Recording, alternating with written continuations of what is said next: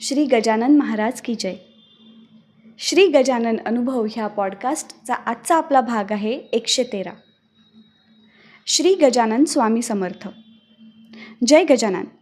आमच्या लहानपणी आम्ही ज्या घरी राहत होतो त्या आमच्या घरमालकांकडे गजानन महाराजांचा प्रकट दिन फार मोठ्या प्रमाणात साजरा केला जाई.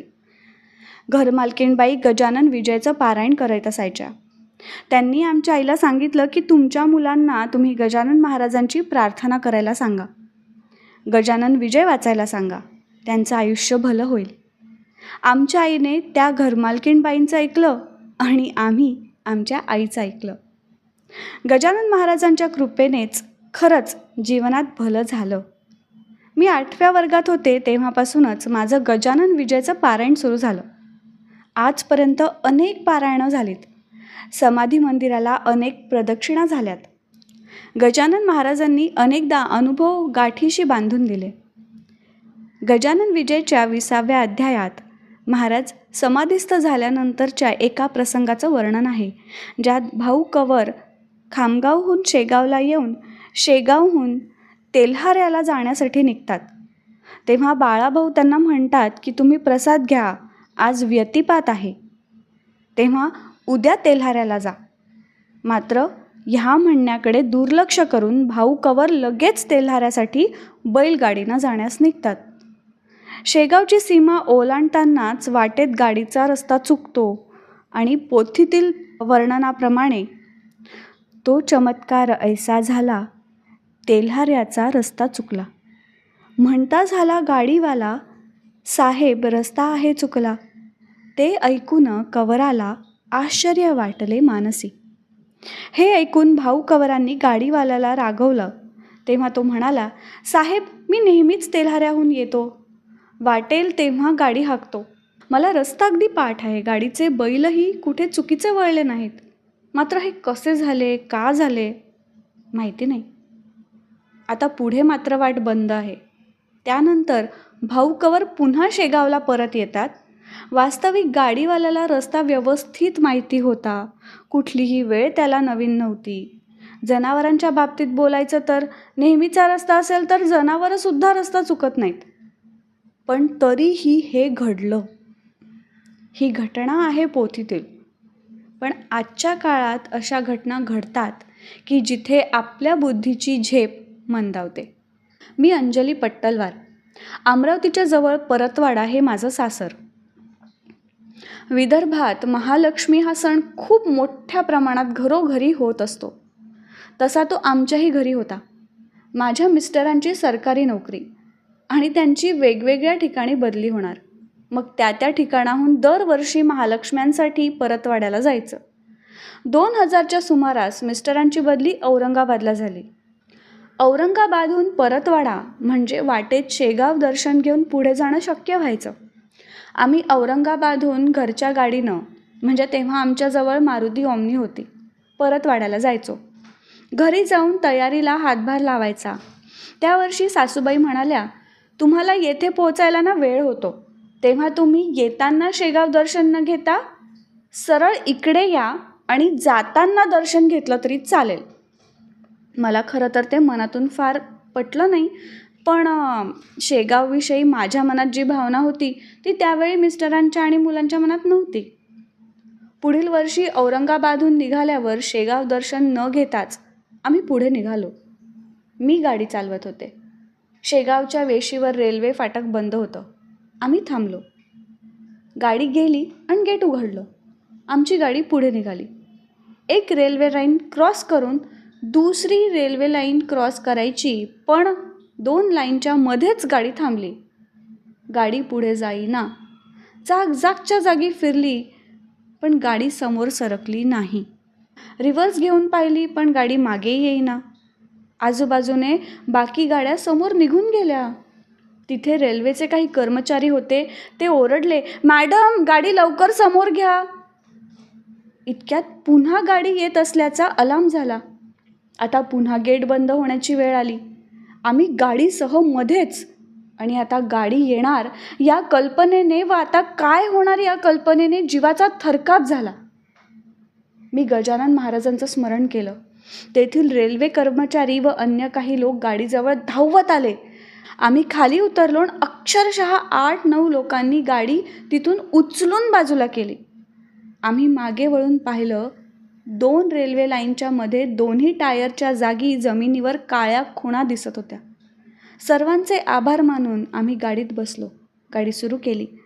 गाडी सुरू झाली आणि चक्क परतवाड्याला व्यवस्थित जाऊन पोचली. नंतर मी झाल्या घटनेविषयी एका मेकॅनिकशी चर्चा केली. तो म्हणाला, Maruti omni rear wheel drive आहे. मागील चाक 2-2.5 इंच खड्ड्यात असेल तर असं होणं शक्य आहे. कधी गाडीला सुरुवातीला टॉर्क म्हणजे पुरेशी शक्ती मिळाला नाही तरीही हे होऊ शकतं. किंवा कधी टायर एकदम गुळगुळीत झालं असेल तरीही हे होऊ शकेल. पण या तिन्हीपैकी काहीच शक्य नव्हतं. त्या गाडीनं ती जागा त्याआधी ओलांडली होती आणि ड्रायव्हरला म्हणजे मला गाडी चालवण्याची सवयही होती. तरीही हे असं झालं. मग माझ्या मैत्रिणीशी झालेल्या चर्चेतून आम्ही दोघींनी एक गोष्ट ठरवली की कारण काहीही असो, यापुढे शेगाव ओलांडीत असताना निदान गादीचं दर्शन घेऊन कळसाला नमस्कार करायचा आणि मगच पुढे निघायचं. माझ्या या म्हणण्याला मुलांनी आणि मिस्टरांनीही होकार भरला.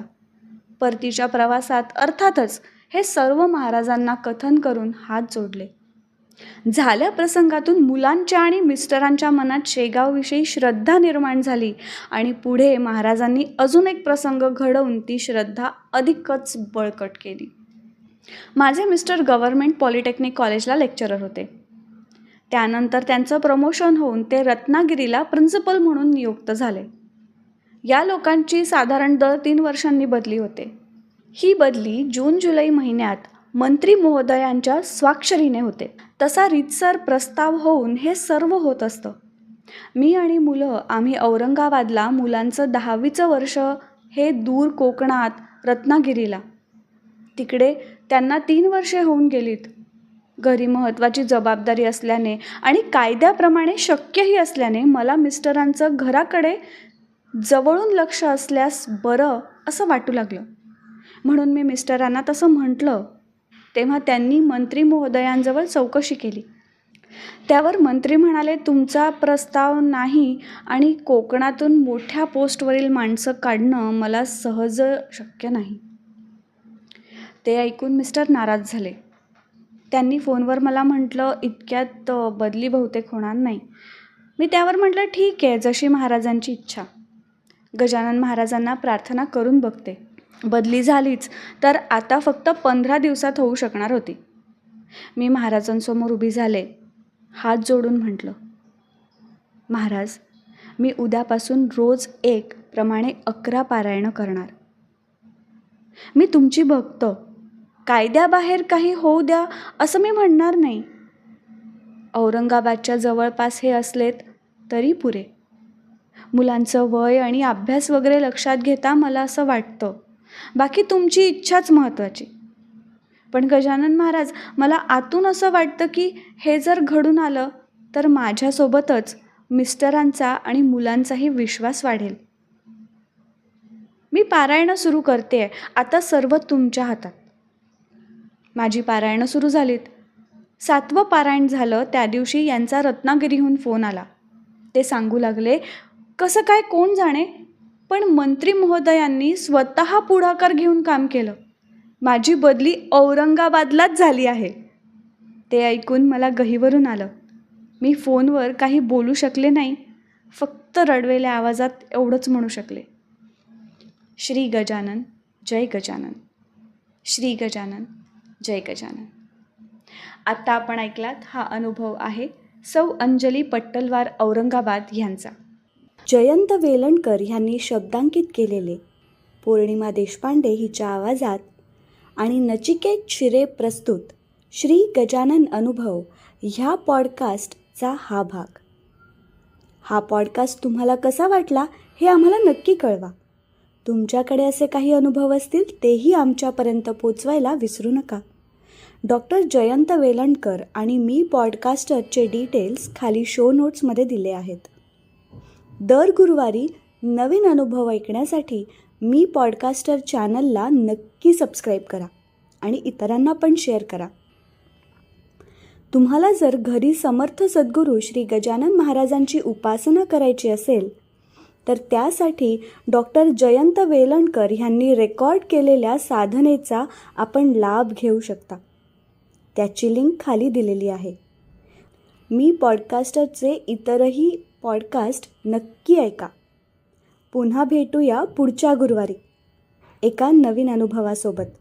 तोपर्यंत श्री गजानन जय गजानन. श्री गजानन जय गजानन.